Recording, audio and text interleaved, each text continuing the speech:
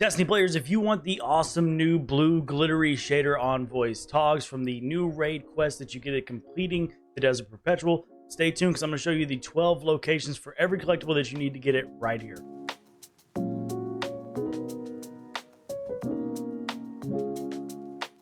So the first three you can get as soon as you load into the raid. The first thing you're going to want to do as soon as you load into the raid is turn around as you jump off the platform. Directly under it is going to be your first collectible. And then as soon as you grab that one, you can turn and face back towards the center, and off to the left in the desert, you're going to see a ball just sitting there. You're going to want to run over to that ball. Directly on the other side of the ball, you can get the other one right here. And then the third one that you can get before you go anywhere is going to be up on the elevator before you start an encounter. Make sure that whenever you climb this elevator, you do not start any of the encounters yet, because that's going to mess with your chances to grab some of the other ones until later. So climb up the elevator. There's going to be a pillar off to the left as soon as you climb the elevator, and you can jump off over there to grab this one. Now, like I said, messing with the paths or turning any of them on will mess with your chances to be able to get the collectibles. From what I've noticed, while the path is active, you cannot actually claim two of the collectibles along the way along that path, because I assume because it spawns ads and does the secret chests and things of that nature. So make sure you don't activate any of the paths. You can actually go get the first two per each encounter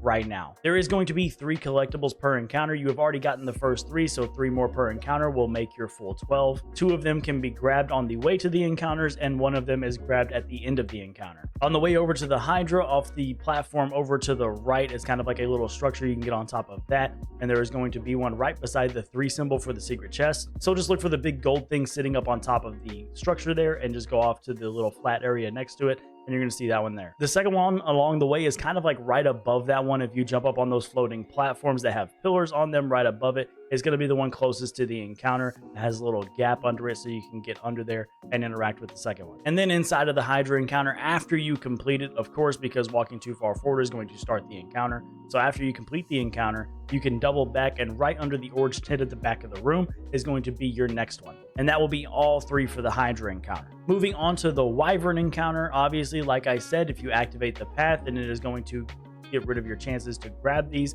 So make sure you grab them before you activate the path or before you start doing the raid altogether. The first one is going to be in a rotating ball that has a kind of like a crease all the way around it for you to get inside of. Jumping inside of there right in the middle of the platform is going to be your first collectible on the way to the Wyvern. And then the second one for the Wyvern is outside right before you go in the door to the encounter. Is going to be out and around to the right in a big open area there. In this clip, you can see actually how this works. If somebody activates or deactivates the path while you were trying to grab it, it will show up if the path gets deactivated, but you will get joining allies.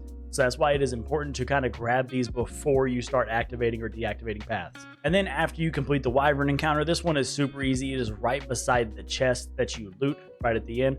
Back behind it to the right, you can't miss it. And last but certainly not least, the last 3 are going to be on the way to the Hobgoblin encounter and inside of it. First one is super easy. It is down on a ledge to the right. This is usually the normal path that I would take anyway to get to the encounter, so you should run across this on the way there, and it's pretty easy to grab it on the way. The next one, like obviously I have already said, if you activate or deactivate the path while you were in the middle of trying to do these, you were going to get joining allies, and this one, honestly, I made it just in time. So again, the quick disclaimer is make sure you grab these before you activate the path. That way you don't have to wait for somebody to deactivate it or run back after they deactivate it or anything like that to avoid the joining allies altogether. But this one's right to the right, just like the Wyvern. Before you go in the door, go around to the right. It's right over there in the open area. And then the final one is going to be after you defeat the Hobgoblin. You're going to look to the left whenever you're about to go out the door again.